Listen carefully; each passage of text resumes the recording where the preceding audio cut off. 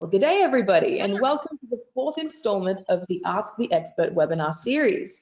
Today, we are joined by Adobe and Aligent, and together we will better understand the secrets to activating high-converting shoppers and how retailers can use these tools to their advantage.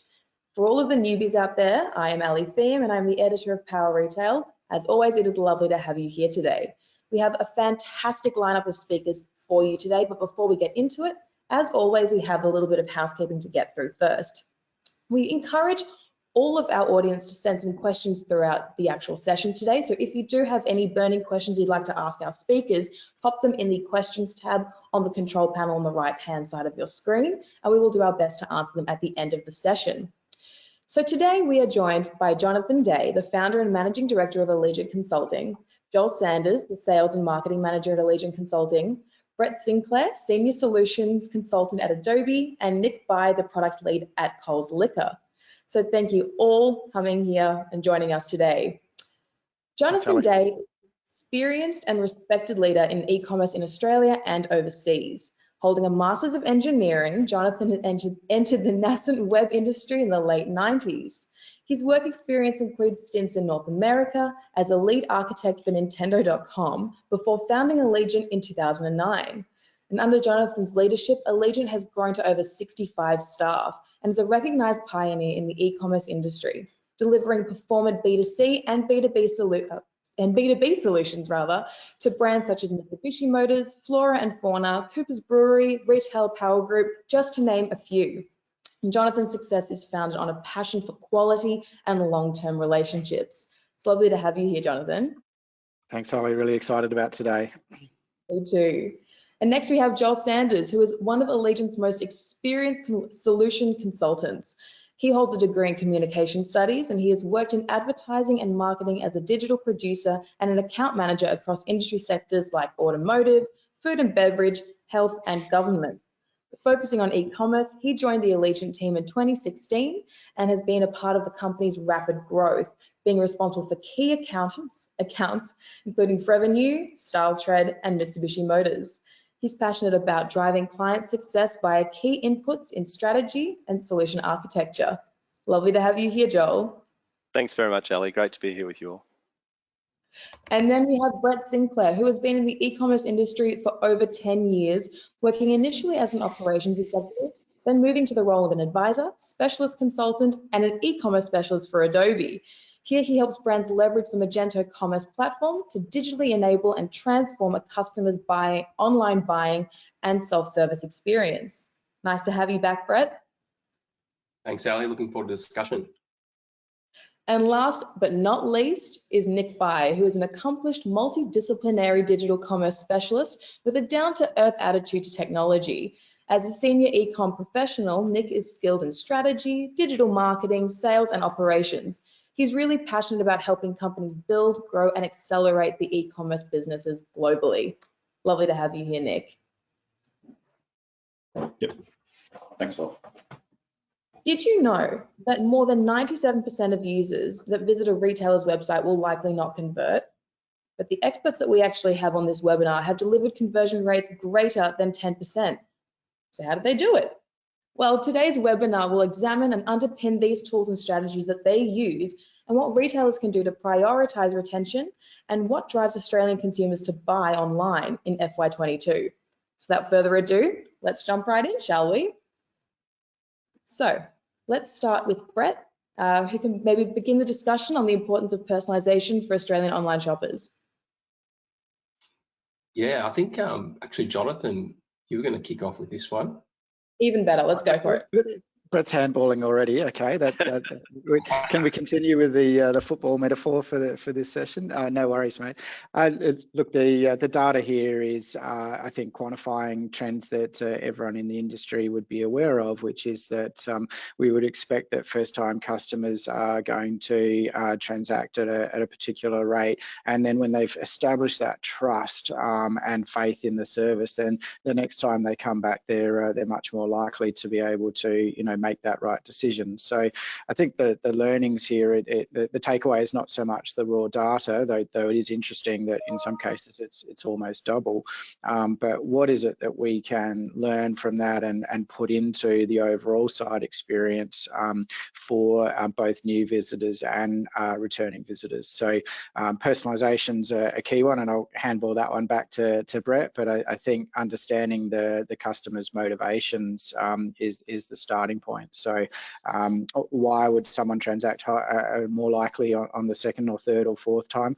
It's because that they've had their expectations met, their promises have been delivered upon, and they already know their way around as well. So a combination of trust and convenience means that they're less likely to get distracted, they're less likely to get fearful, and they can actually click that button when they need to. So it's now a matter of understanding how the signals that build the trust and the usability that delivers on that convenience, how that can be accelerated and brought forward for all of the visitors on the site. So Brett, back to you. Do you want to discuss how we leverage personalization and bring that into the results as well? Yeah, I mean, just adding a bit more to this this slide here. I guess one thing that obviously everyone's starting to see now is that it is getting more competitive online. Businesses that maybe were reluctant or investing less in the e-commerce space, obviously ramped up the last 12 to 18 months, and it's becoming more important than ever to maximize your existing customer base and use that to drive your revenue and that lifetime value of the customer. And it's always interesting because we do a lot of modeling with new and existing customers that are looking at leveraging our technology, and everyone is always quite fixated on how we can drive new customers, but it's often we find that maybe more digitally mature businesses haven't done much modeling around what it could actually mean for their performance and revenue if they leverage some best practices to drive more repeat visitors and transactions. And they're usually quite staggered by what that uplift can look like by focusing in those areas. Yeah, I think there's a lot of powerful forces in the industry that encourage everybody to focus on acquisition.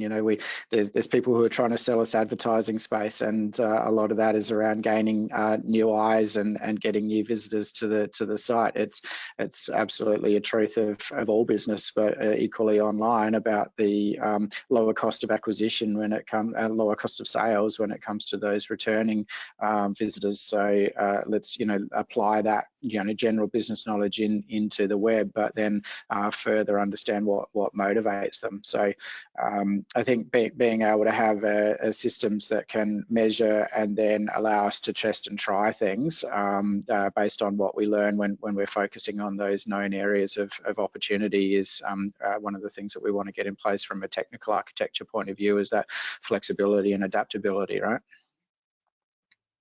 That's it. For sure. Absolutely. And Joel or Nick, do you have anything that you would like to mention about this slide as well, in particular, noting that new and return visitors are on the rise from Q1 to Q2 in 2021? So as you can see, comparing Q2 in 2020 to Q2 this year, returning visitors are now higher than new users. So is there anything that you would like to talk to about this?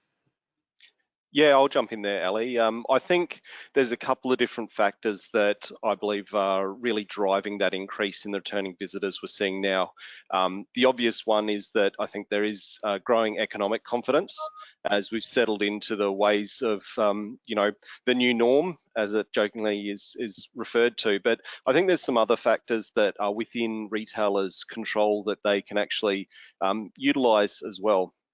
And the big one that gets talked about a fair bit is there's a renewed focus on social consciousness for retailers and brands in particular, and how they position themselves.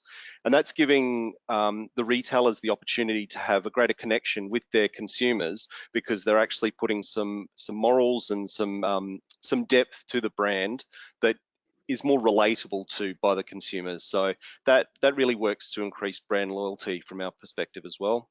The second one is, I think there's been a real drive, as there has been that shift in 2020 to really prevalently online purchase.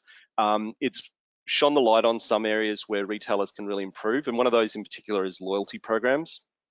So we've seen a lot more sophistication and refinement with loyalty programs, particularly as businesses look to make sure they're as efficient and cost effective as possible, while still giving the consumers what they want. So that shift in both the brand perception and also in having a strong loyalty proposition are two tools that retailers can really utilise quite easily to build that returning visitor. Absolutely. So just to round it out, I'll just say that there's continued investment and continued focus online. We're starting to see the traction in the results, as well as what Brett mentioned earlier around the technology. I think you know, as enablers of technology, it is far easier, and therefore we're seeing swifter adoption of technology and execution, and therefore the results are proven within the data we see here. Definitely. And now moving on to the next slide, we will be talking about personalization. This is a bit of a buzzword that gets thrown around, but it really is an important tool that retailers need to actually work on. So who wants to jump in straight away? I think I might be happy to just give you a quick lens from the Adobe side. You know, we do a lot of work across the business.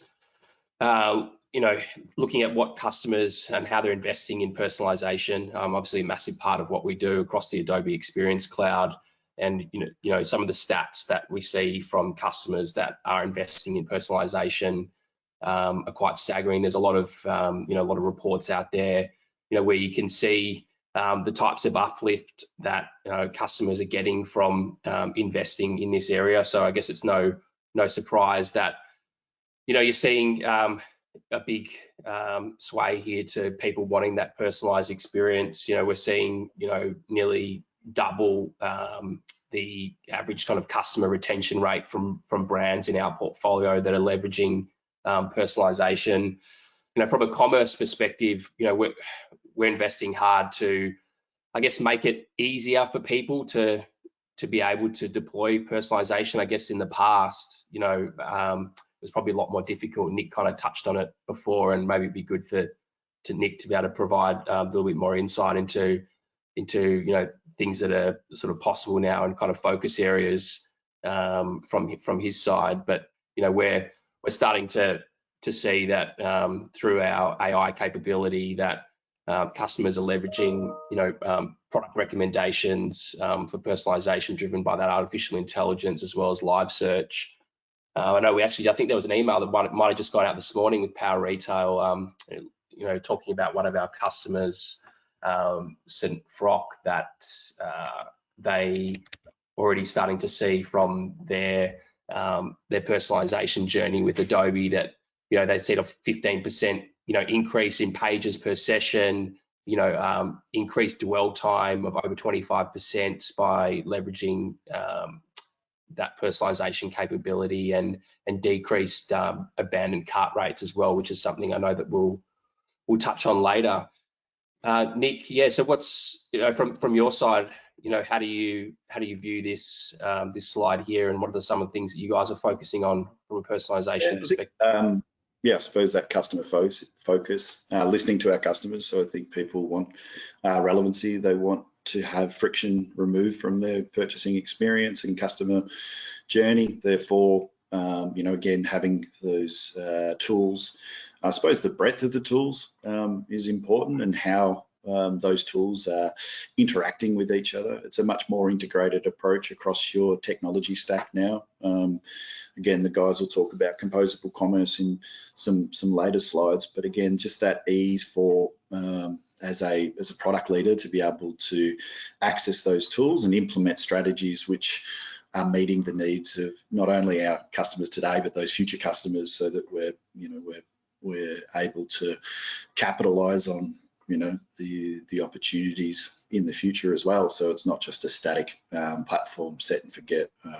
It's really now an application which you're tuning on a daily basis. And we're seeing that in our results in terms of feedback from the market. And again, talking across the cohort of leaders, even outside of our vertical, I suppose there's a strong agreement that personalisation is working as long as it's relevant and at the right time for that customer. So I think definitely we're a big advocate. We continue to invest in this area across multiple channels to make sure that we get that seamless experience. Nick, can I just quickly ask? Oh, sorry. You go, Joel. You go, mate. Yep. Just one point from the previous slide about the increase in returning visitors. Do you believe in 2021? Do you believe that the data that's being captured from the first visit, so when they're a new visitor, the data that's being captured is really assisting the sophisticated tools now in 2021 to provide a more personalised experience and better engage with those returning customers? Yeah, leveraging that data to make good decisions. So as long as you're capturing, a broad set of metadata as well. So again, it's contextual. It can be, obviously based on behaviours. Again, personalisation can be customised. It can be adaptive. So again, just looking at what part of the customer journey that you are in to be able to execute the most effective strategies. Again, as Brett has mentioned, the tool set has improved dramatically and continues to improve. So again, we're seeing that in terms of the results and the strategies that we're executing. So the more data that you feed into a platform, the more it will enrich that experience for that customer. And again, just using that customer first lens is really important, and testing and learning and not being afraid to make mistakes, I suppose. Being proactive in that space is where we're seeing customers respond. And challenging us to get better each day. So that continual improvement around personalisation is really important. But it's not just a technology; it's people and process. Challenging your people, having the right processes in place, and having the technology which enables the execution is critical to your success. Absolutely. I think that point there around it being a journey is a critical one, Nick, and I think it's I think all of us are a little bit tired of hearing about the impact of COVID on e-commerce. Look, at that's an accepted reality, but interestingly for your team at Coles there, this is a journey that was put in place well before COVID and was already delivering, but then allowed you to really build on that, right? So can you talk about some of the conscious decisions that were made about that incremental iterative approach over the course of a number of years, and how you've refined that based on what it's achieved? Yeah, so I think continuous improvement is a big thing, and I know that sounds pretty obvious. We started where we started 3.5 years ago, and we executed a composable stack. So we gracefully migrated away from our monolithic application. In consideration of what our customers were asking us for. So we adapted, at the time to what the needs of our customers were, and predicted what our customers were wanting in the future. And again, within that headless environment, composable commerce from a service-oriented architecture really is beneficial with the tools that we have access to today. We had a hypothesis around what our architecture should look like, and we ran hard at that. And we also worked with a number of partners to enable us to execute effectively on a composable stack. So again, it's not just the technology, it's the people in the process that you acquire across that journey. And again, we wanted something that was scalable. We wanted to be able to develop the features that our customer wanted at pace, and again, through good architecture, through good process, and through the acquisition of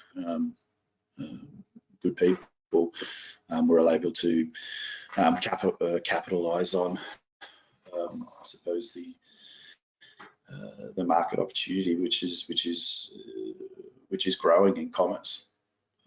So it can be quite intimidating when you talk about it being a 3.5-year journey, and even personalisation as a concept. Sometimes it seems like it's talked about as a binary concept, either you're doing it or not. I think it's really important for people to know that it is a journey of 100 steps or whatever the metaphor is, but you can start to achieve results really early on. So getting more and more refined, starting out with a segmentation-based approach, starting out with looking at a couple of data points that can be individually targeted, and then continuing to refine that, and recognizing what content you need to feed into it, and we'll talk about that later on. But I think that one key message from our point of view is don't feel like you've got to boil the ocean and do the perfect personalization strategy or get that ideal tool. What is important is that the components together, both the strategy and the components, are designed to evolve and adapt, and because your particular mix of customers, product, brand, and all of those sorts of things that are the business reality need to be tailored. So rather than something that's a one-size-fits-all, yeah, that's our view of it anyway. Yeah. So I think that graceful migration away from your current stack towards what your future stack or future state is really important. As long as you have a clear vision around where you want to get to, that's the most important thing. And then test and learn. Start immediately. I think to your point earlier around boiling the ocean, I think the technology has shifted so rapidly into a space. And again, Brett's talked about that at length. And the importance of a good partner is that you can start immediately. I think too often we procrastinate on what is the best decision, and I think just being able to determine your path early and make decisions quickly and often is critical to your success. Sorry, I remembered one other point I wanted to make. Sorry, just on that. One of the key things we hear AI talked a lot about a lot, and it is really relevant in this personalization space. But one of the key things that we've seen over the years when we've seen the AI fairy dust sprinkled into architectures is to make sure that as a merchant you're not ceding control of the entirety of what the AI does. So we see AI as being an augmentation, an assistant that allows you to curate a really good experience rather than something that is a black box and not able to be tweaked and tuned. So making sure, and we've seen some really bad experiences of that, where tools that are maybe email marketing tools that are very closed systems in terms of the recommendations that they make, or merchandising tools that are offering up next most likely cross sells or inside your product listing pages, search results that don't give you that opportunity to really tailor it, but also to exclude certain results. It's not just what you do offer, but it's what you don't offer that makes sense in your particular environment. So choose wisely that with the strategy, but also the tools that allow you to make it unique to your organization, and deeply understand it, because that offer, what we talked about on the previous slide around trust, that trust can be lost very quickly if the systems don't allow you to curate that and get it right. Absolutely. Now, I am just conscious of the time. Touching on trust and actually abandoning a retailer, we will be quickly moving on to the cart abandonment rates. So as you can see here, half of shoppers would actually be likely to abandon a cart because there is no personalized offer, which touches on what we were just talking about before. So if you guys wanted to discuss this slide here and talk about why this data is important as well. Maybe Jonathan, we could start with you. Sure, I think we've talked about personalisation extensively, so clearly that carries through into the actual cart. So customers, as I said before, they're looking for personalised offers. Now, whether that's segmented or whether or not it's behavioural based on what we've seen in the current session or based on previous behaviour, those different axes are going to be something that you should consider combining all of those. But customers are open to that within even the checkout experience. So test and trial that.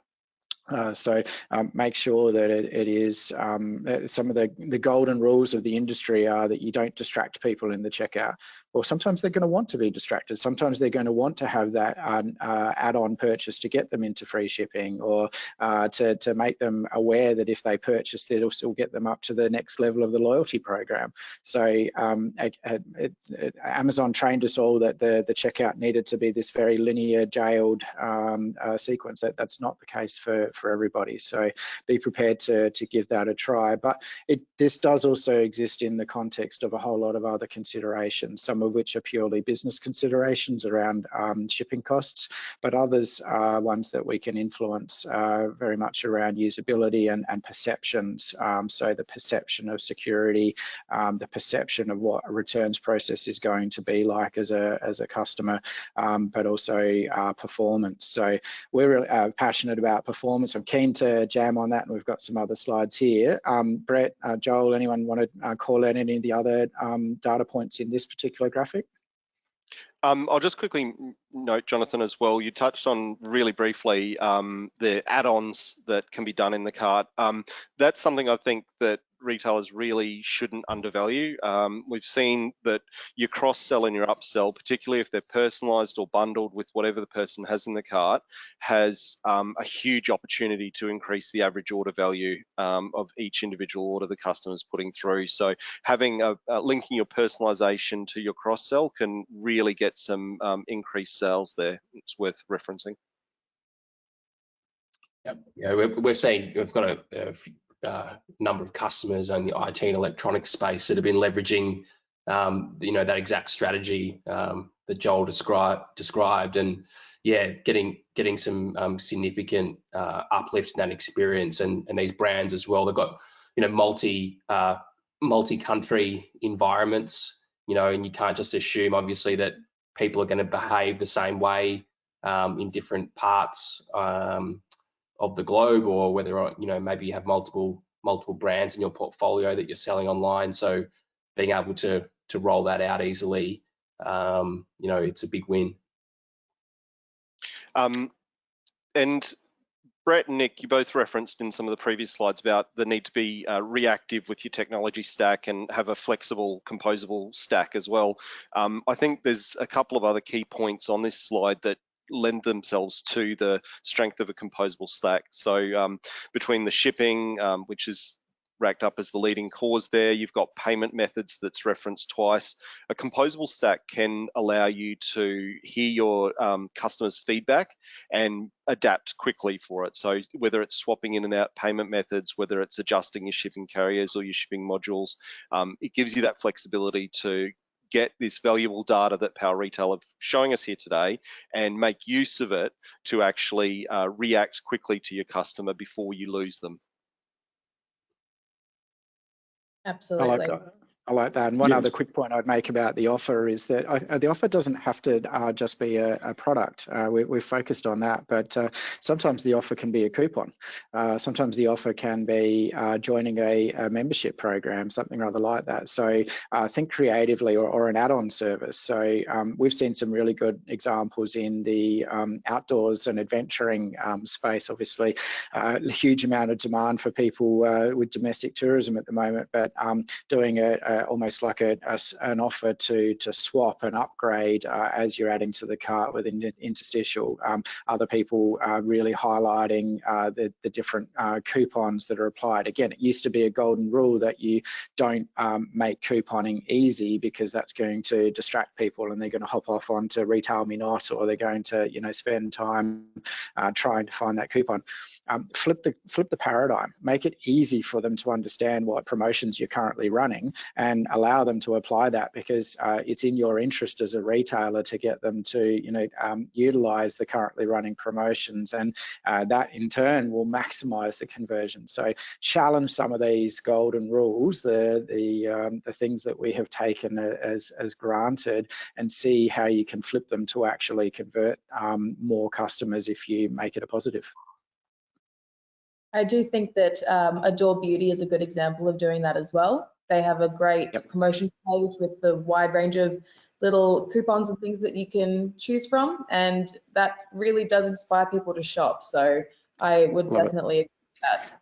Sephora is another great example. They've been very upfront in the checkout process of what promotions are currently running and might be applicable to your cart. But coming back to Adobe Beauty, fantastic case study for the next slide, if we can jump across there. Thanks, Ali. Which is they've introduced what we call a PWA, or a headless architecture, where the experience that the customer interacts with in their browser is running entirely within the browser, and all that goes up and down to the server, and there may be multiple servers in a composable commerce, is raw data, which is a extraordinarily faster experience. So some of the other reasons that are called out here in abandonment often come back to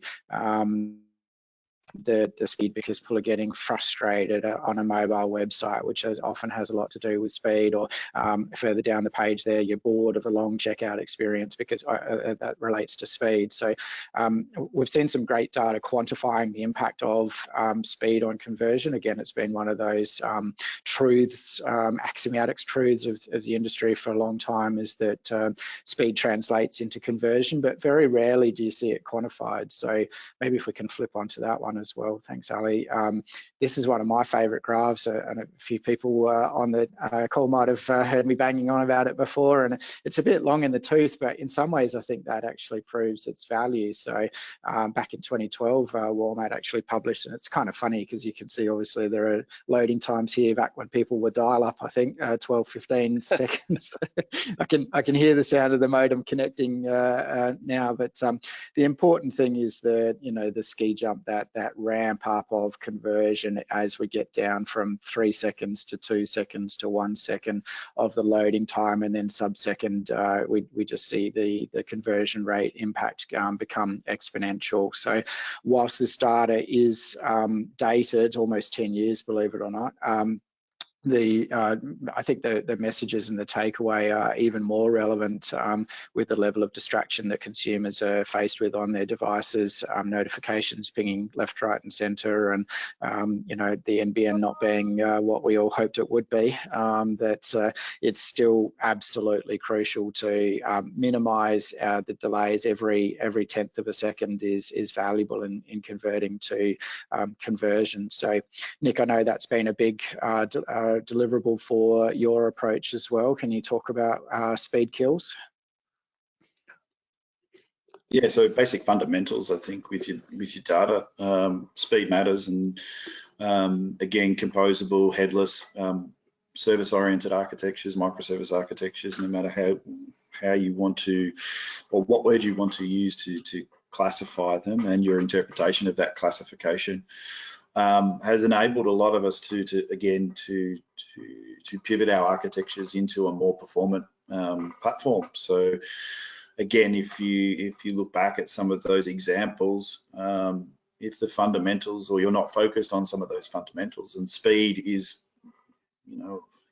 right up there in terms of your top 5, top 10 primary focuses as anyone who's in e-commerce. And if you're not providing that as a mandatory offering, subsequent activities and features that you're building can, I suppose, be sort of watered down in terms of the data that they provide you. So again, I just urge people to focus on fundamentals, and sometimes that can be not as I suppose not as exciting as some of the other features that you implement later in your application lifecycle, but definitely I think we really focused heavily on performance. And again, the site you just previously mentioned, Adobe Beauty, is a great example of speed matters, and their customer matters. So trust your customer. They want fast, frictionless experiences.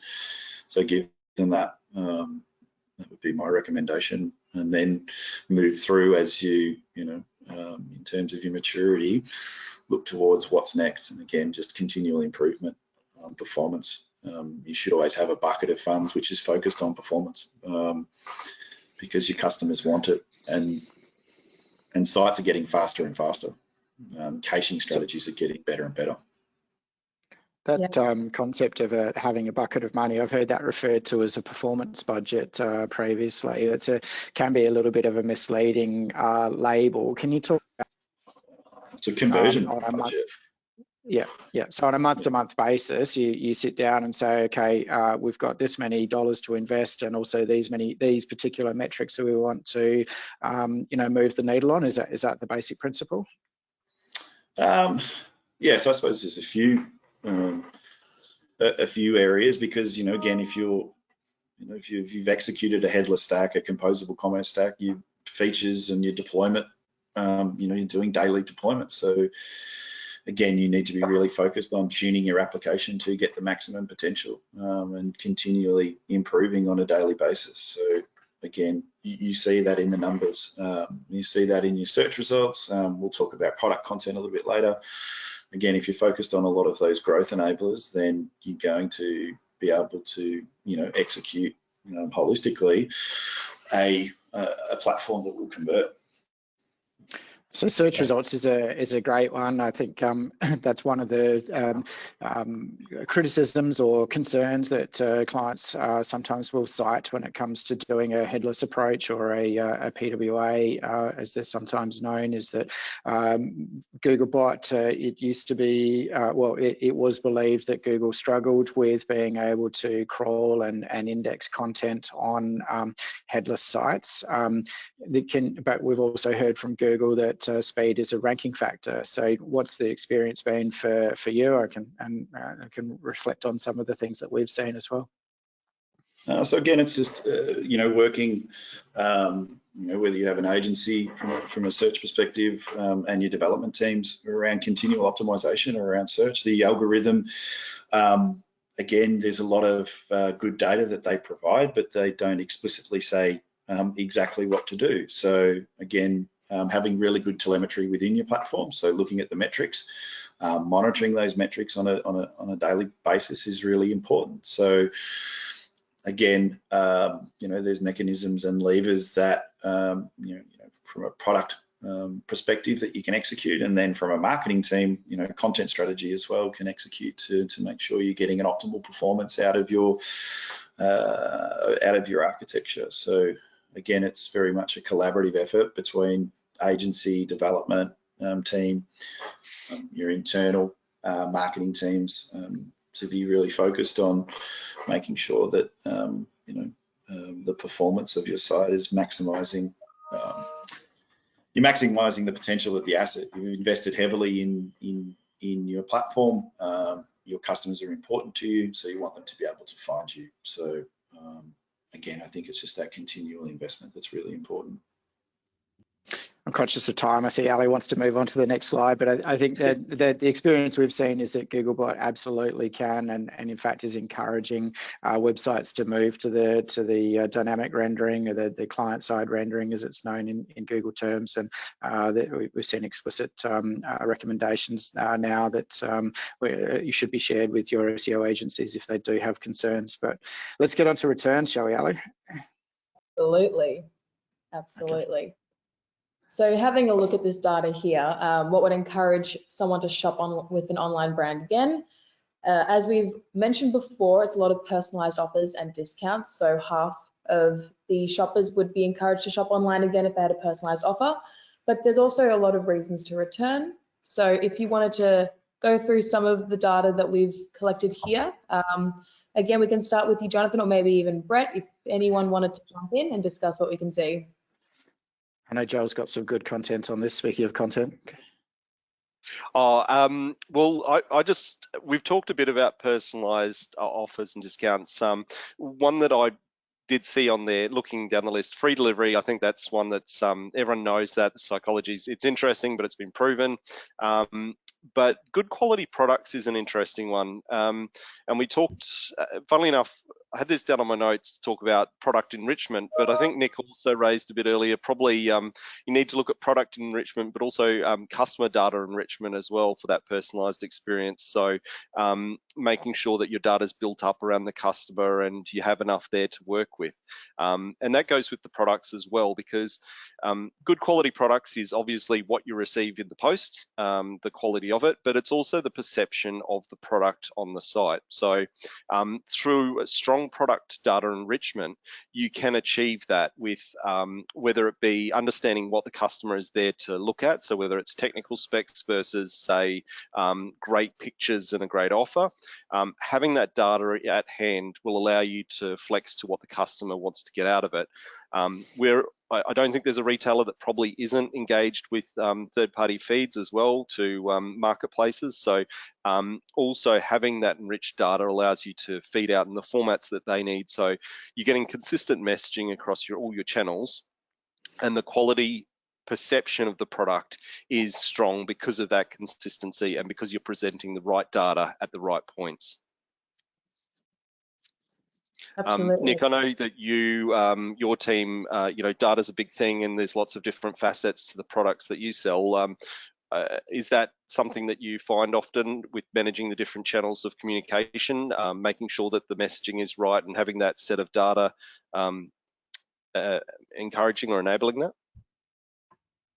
Yeah, I think it's there's obviously a number of factors. Again, I just reiterate, testing and learn is really important, and being able to listen to your customers and respond to what those customer needs are. And some of those customer needs can change, month to month, week to week.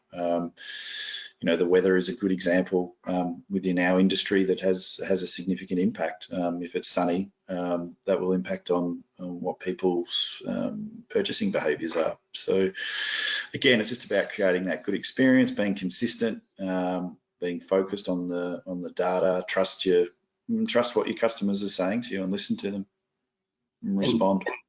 And Nick, what's it been like in your category, dealing with the volume increases from a fulfillment experience for customers? Because I know obviously you get a big boost. Everyone wants to grow their sales, but often it presents a lot of challenges. People actually get the product out to the customer in a time frame they're expecting. Yes, I think again it's again focusing on fundamentals. So inventory visibility is a really easy one to be able to make sure that you are proactive selling stock that you have, and you can source stock that the customers are desiring. So again, it may not sound as exciting as some of the other areas that we move into. So AI and ML and being able to really interact proactively with the customer, and anticipating the needs of a customer. Those fundamentals around inventory are critical, particularly at time of volume. When you have a good offer and you see it respond in the market, you need to be able to capitalize and make sure that you're giving the experience to the customer from not only just the web experience, but all the way through the value chain. So again, I think focus on fundamentals. Speed is a fundamental. Inventory visibility is something that all retailers are challenged by, but again, coming in each day and trying to make that your inventory position as visible as possible is a reality. And so that's what all retailers and suppliers are faced with, trying to make that as transparent as possible. I think that comes back to trust again, doesn't it? We started there with you're making a promise to a customer that you're going to be able to fulfill on a particular piece of inventory, and if you fail on that, they will not return. In fact, they'll tell their friends about it. So the e-commerce experience doesn't finish when someone clicks place order at the end of the checkout. It's not until it's in their hot little hand, or in fact, if it's not quite right, they've been able to do an efficient and easy returns process. They expect that they're going to be able to walk into a physical physical store and do a return. They expect that they're going to be able to self-service a shipping label if they need to do that return, and ideally be able to nominate what the exchange is. So returns has become a competitive differentiator. Look at what the Iconic has done. You get 110% money back as store credit if you need to return. So be bold and consider how to build trust in customers being prepared to take that leap of faith the first time, because they know that they can return and then follow through on that full experience. That, as Nick says, can be hard yards, and it requires a lot of stakeholders in your business to come together. It's not just the digital team, it's the in-store team, it's the warehouse team, it's the technology team. But when the focus of it all is that customer experience, everyone can understand why it's important and incrementally looking to improve on it. So it's all about trust and making it clear to customers why they can trust you, and then following through. 100%. So we are actually running out of time, but we do have one last slide before we head to our Q&A. So talking about product enrichment, again, if you, Brett or Joel, Jonathan or Nick, you have all been really fantastic. So if anyone has some extra points that they'd like to touch on with this slide here. I think this one might be another graph that I've thrown in. I do love my graphics. So I think the key point is the industry analysts' advice there coming from Forrester and A.T. Kearney and others that are referencing the positive impact on conversion rate that product information can have. So there's sort of a table stakes there. Anything below the base means that you're really not meeting expectations of customers, is that you have a decent extent of specs and a description, but then shifting above the line, you can see anything up to 35% improvement in conversion rate by adding not just imagery, but other additional information. Joel talked about the social consciousness. So one example might be adding information about the ethical sourcing of products, or the environmental sustainability credentials of how you're handling waste, or in the case of Coles, introducing third-party reviews from well-known wine tasters and other people like that. So understanding for your industry and your consumer what the impactful content snippets are going to be, and being able to add them over time can see a very significant lift in conversion rate. Yeah, absolutely. And Joel, do you have anything that you'd like to add to this slide at all? No, I think, well, the only other thing is that metric from A.T. Kearney about the fact that 30% of item data used in the catalogues is incorrect. We've seen that, and we work with some PIM solutions, product information management solutions, and one of the key things with those is purely around cleansing the data before enriching it. We have talked a fair bit about trust, and basic wrong data is going to destroy trust, and it's one of the easiest things to fix, and it's purely having that consistency and process internally with the retailer's organization. It's almost like people have to go to an extra effort to get inaccurate or incorrect data, but it happens, and it really hits at that trust level. Yeah, I mean, there's still sorry, go Brett. Yeah. I was just going to add to that. Look, to Joel's sentiment, though, that we still see there's just a lot of customers underinvesting in this area, and it can really slow people down, projects down, by not having robust processes or a PM in place to enable that scalability, that content, and be able to syndicate that content into all the different channels that are out there now. And then, being able to, pick and choose, where all this information is displayed to, optimize for conversion. It's pretty important. Absolutely, and the key word you used there, Brett, which I was going to make you, so you beat me to the punch, is around the processes to support. So for retailers, whether they're B2C and fast fashion, or FMCG, fast moving items, or in B2B, we've got very large catalogs, tens of thousands of SKUs, or in some cases, some of our clients have got hundreds of thousands of SKUs.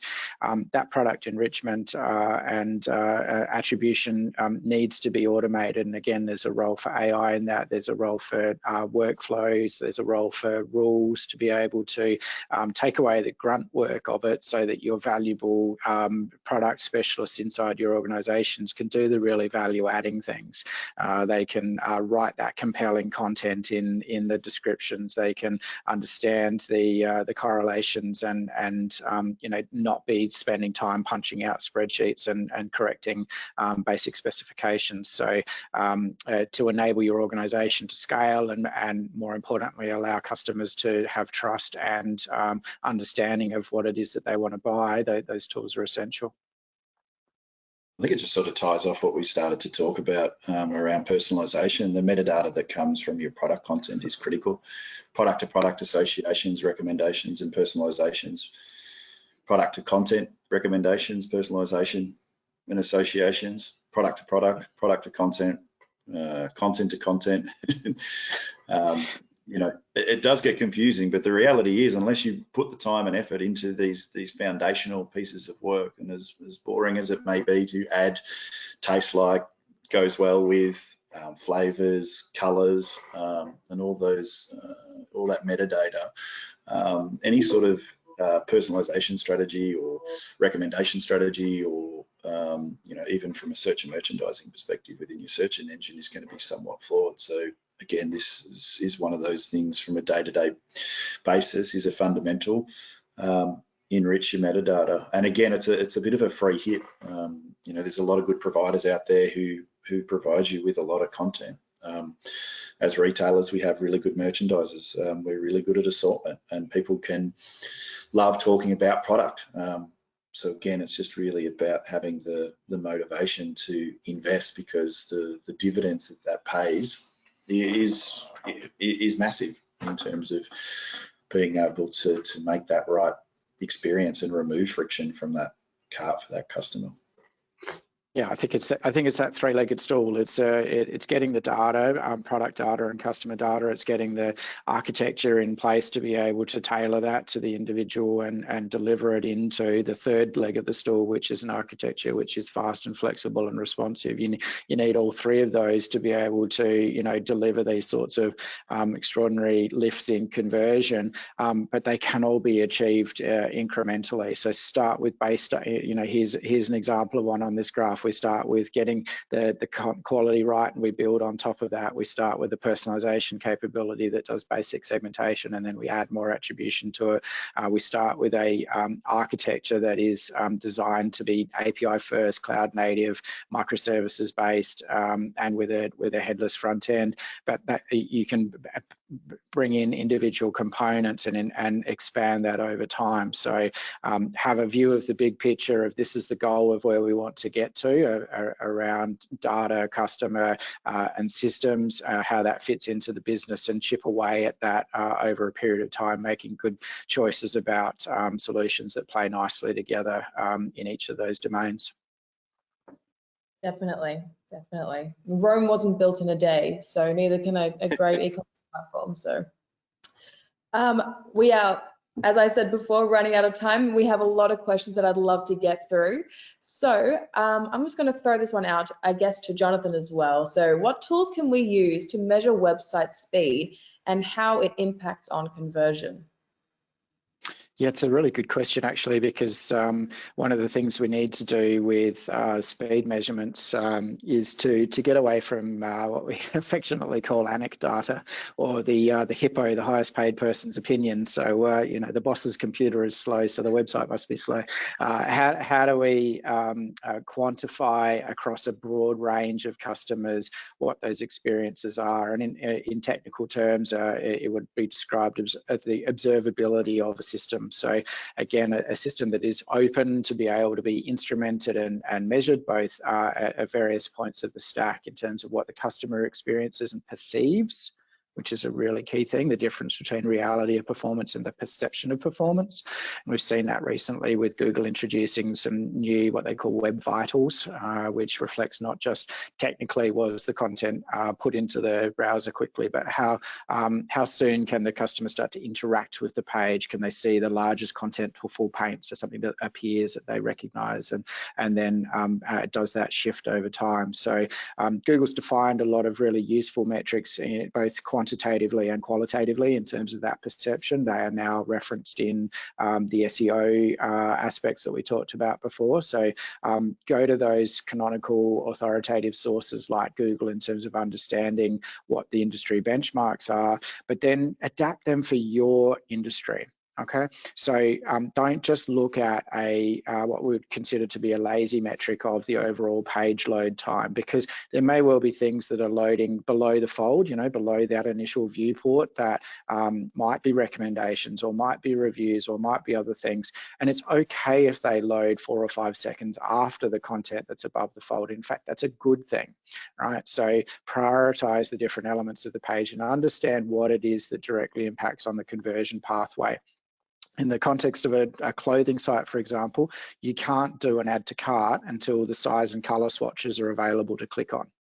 Right, so put in place in Google Analytics a custom a metric that will report for every single visitor to the site when were those swatches available to click on to be able to add to cart, because that's what matters for your individual customer on that one particular site.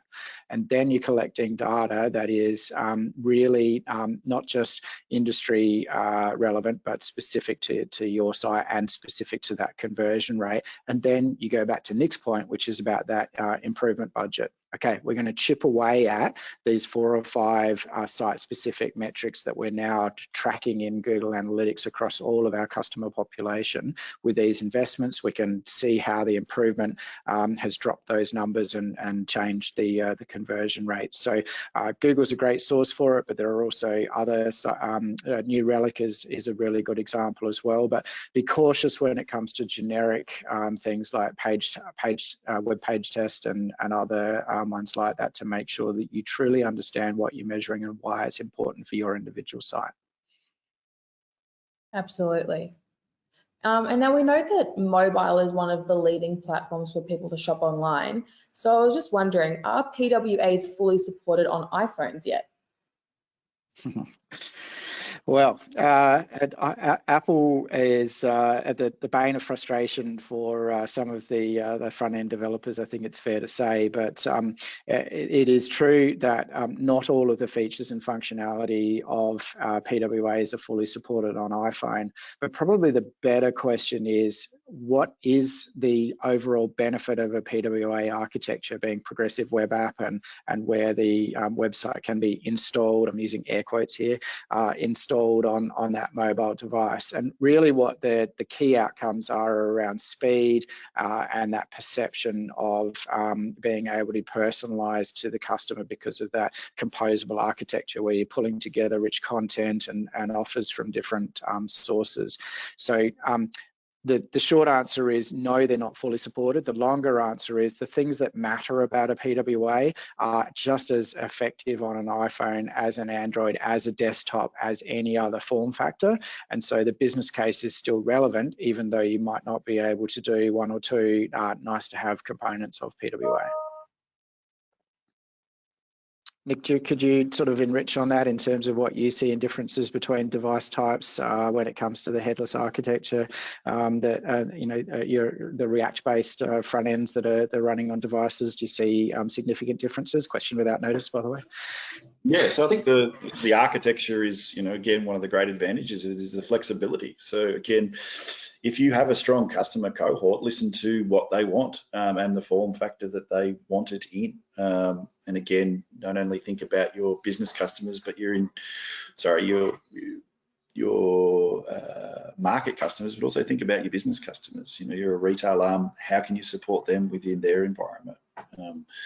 So again, I think the benefits of a composable headless architecture, microservices, service-oriented architecture is that it can execute in any channel. So you may decide to do a dedicated format because you have such a strong cohort of, you know, Apple iPhone users in a premium market, as an example. Or you may determine that, you know, Android, you have a strong cohort within Android. So again, I just use data to drive your decisions. We've got lots of tools and channels that we can potentially use. Yep. And the technology supports that. You know, Brett talked about the, you know, the advantages of Adobe and the direction that they're taking from an architecture perspective, which enables you to execute in multiple channels. You know, so if you want to use React, Angular, or if you want to use a PWA, then I think support that with, you know, really strong data. And again, support that with the partners in terms of the people who you're looking to execute in that form factor. I think is a really important thing. Absolutely. And we have maybe time for one more question. So, how do I convince my stakeholders that composable commerce is the right direction and not just a fad or a gimmick to sell more stuff? Great question. We should probably throw that to the sales guy, shouldn't we, Brett? Are you selling us a fad, Brett, or what's going on here?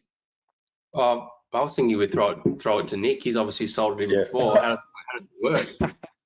I think it's just a benefit of the time. You know, I think the market is moving really rapidly. You know, you can go to, doesn't matter who the provider is or who the technology company is that you know, the market has shifted really quickly. You don't have really much choice at the moment. You know, if you want to execute what the customer wants, you have to really have a best of breed strategy, and so you need to be able to pull in, you know, based on what your customer needs are. So, you know, that might be a web chat tool, that might be payments options and payment orchestration. It may be product content enrichment. It may be search and merchandising, personalization, recommendation engines. You know, unfortunately, I think, you know, is it a fad? Unfortunately, it is a state of the market at the moment, and very, you know, as I suppose, multi-channel, omni-channel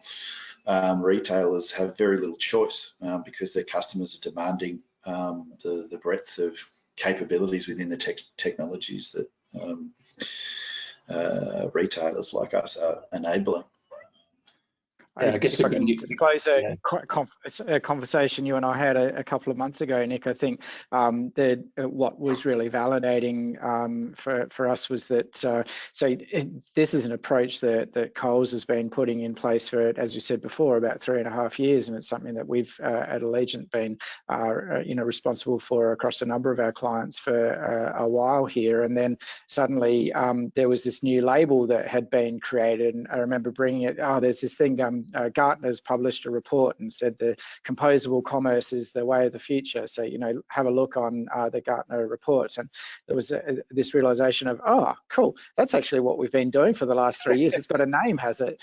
You know, so nice to know that the industry analysts think that we're heading in the right direction. But the point of that is that it arose out of just observing the need for the flexibility to execute on the business strategy, not because you were following some, you know, marketing buzzword that had popped up in the blog. So it's, you know, hard won from the trenches of architectures that are built on systems that are truly agnostic and play nicely with each other and designed to scale and enrich, as opposed to, you know, monoliths and you know, single vendor solutions. So that's nice to get that validation from Gartner, and something that we can now look at a few PowerPoint slides and recognize the pieces that have been put in place over the years, right? Exactly, and just in case there's any CFOs on attending as well, the other big thing is the composable model allows for probably a more efficient TCO, total cost of ownership, because when you do need to swap out components or update things, it's a lot more flexible and built to accommodate that, as opposed to, you know, throwing away whole chunks just to change one small thing. So yeah, just in case there's anyone financially minded on the call as well. Glad we've got a project manager here. Thanks, Joel. Yeah. Well, guys, I wanted to give you all a massive thank you for the time you've taken to speak with us today. And to our audience, if we actually didn't get time to ask your question, fret not. We will actually be sending these questions to our speakers as well, and they will get back to you in their own time. So guys, I wanted to thank Brett, Nick, Joel, and Jonathan for being here today. I hope everyone has a wonderful and safe afternoon. Sorry, time for me to maybe have some lunch as well. And I hope everyone has a wonderful rest of their day, and we'll see you all at the next webinar. Thank you, guys. Thanks for hosting us, Ali, and thanks to the Power Retail team. No worries. Thank you. See you later. Well done. Bye, guys.